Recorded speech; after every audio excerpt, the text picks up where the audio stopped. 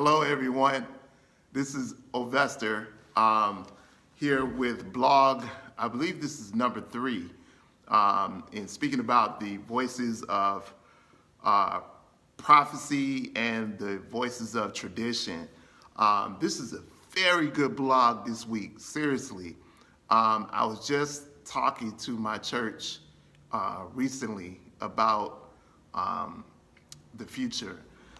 And probably the biggest complaint I have as pastor of my church is that I move too fast. I think that's because the church that I pastor has people that aren't used to modern day church.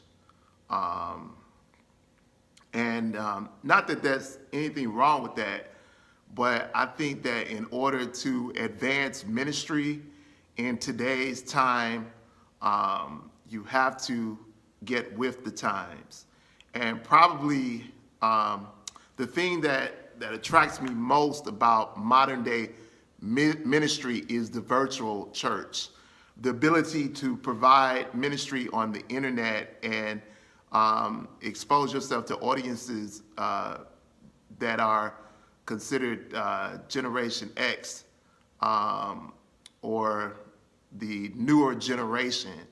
And so that includes doing Bible studies online, on Facebook, having worship on Facebook, having a virtual church, so to speak, or doing church outside of the 4 walls of the sanctuary.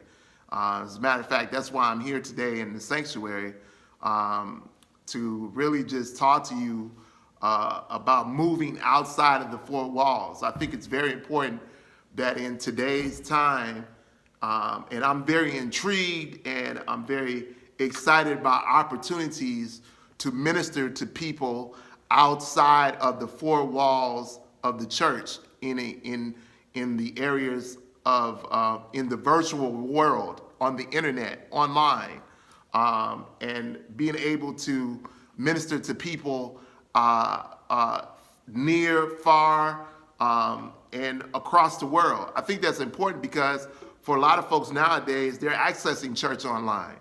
And there's a huge audience online that has access to church or looking to be a part of the church and not always able to go into a church sanctuary or a church program. Church has been so hurtful for some that the actual idea of attending a church sanctuary or building or being amongst a group of church people can be scary. So the virtual audience online is an audience that I'm most intrigued with, that I'm trying to gain access to, because I think I can reach more people and it will add to the ministry of my current church or the ministry that we provide here in the local area. I believe that, and I have had it happen, where people have saw my ministry online or have seen me conduct studies or prayer online, and they tune in, and we've received donations from people in other states, and we've received visits from people that say, hey, I saw your study online or I heard your prayer and it helped me. And that aspect of ministry is quite intriguing for me. The aspect of the voices of tradition that is intriguing for me is to always maintaining a sense of tradition that ushers in the sanctity of church. What I mean by that are some hymns, some testimonial opportunities, some passages of scripture that never get old, really creating a traditional atmosphere of the old church, so to speak. I think that, and part of what I'm trying to achieve, I believe, is trying to develop a virtual church that has some tradition. So I don't want to completely lose tradition. I think that if we completely lose traditional church, we lose people. And one of my major goals is, as a pastor, is to meet people exactly where they're at. And I think that in today's times, there has to be a function of duality to a degree. You have to keep some tradition, but be ready and willing to go outside the four walls of the church.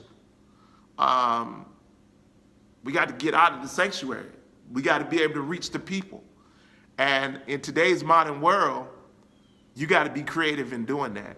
So I'm always trying to figure out, how can I reach a larger audience, but maintain some tradition, and be effective in ministry.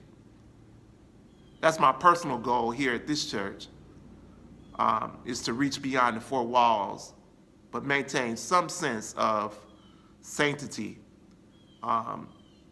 traditional church, whether it be the hymns, whether it be the the mothers in the church, the elders.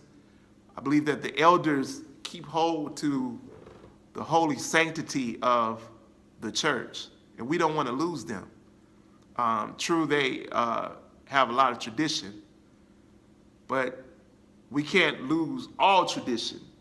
Even my goal really is to become creative somehow in reaching a larger audience, but not lose tradition, not lose church, whether it be the hymns, whether it be some of the preachment or opportunities for ministry that are preached from the pulpit. I just don't want to lose all tradition, but I want to reach more people.